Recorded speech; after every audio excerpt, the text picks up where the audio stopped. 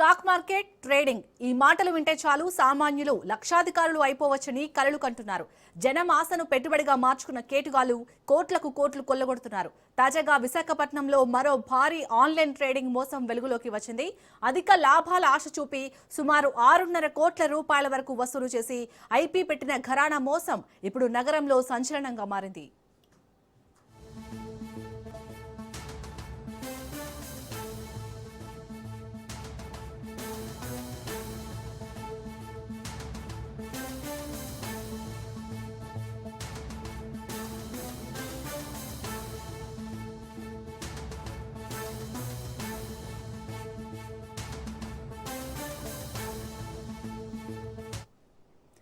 ఇక విశాఖపట్నంలో జరిగిన భారీ ఆన్లైన్ ట్రేడింగ్ మోసానికి సంబంధించి మరిన్ని అప్డేట్స్ ని మా ప్రతినిధి కిరణ్ అందిస్తారు. కిరణ్,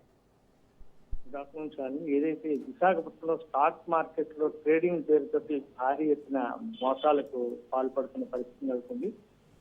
అతి స్వల్ప పెట్టుబడితోటి అత్యధిక లాభాలు ఆశించేటటువంటి ఒక ఆశతో డబ్బు మీద వ్యామోహంతో ఈ ట్రేడ్ మార్కెట్ ఈ షేరింగ్ వీటన్నిటిలో కూడా పెద్ద ఎత్తున ముఖ్యంగా యువత కానీ కొంతమంది వ్యక్తులైతే మాత్రం ఈ భారీ మోసాలకు పాల్పడుతుంటే మోసపోయే వాళ్ళు కూడా అదే రకంగా ఉన్నట్టుగా తెలుస్తుంది.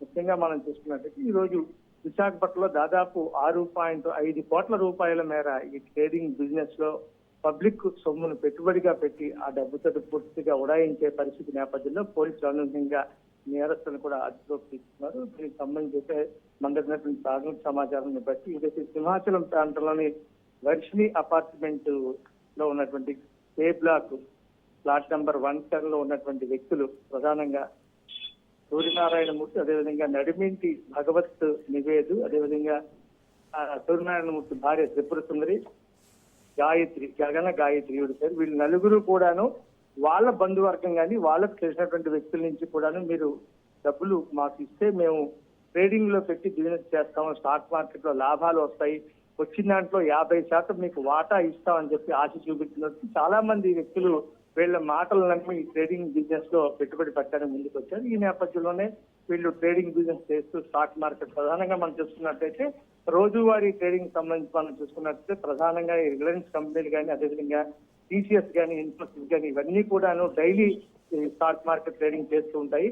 ఉదయం సుమారు 9-10 గంటల నుంచి మధ్యాహ్నం 3:30 వరకు కూడా క్లోజ్ అవుతూ ఉంటుంది.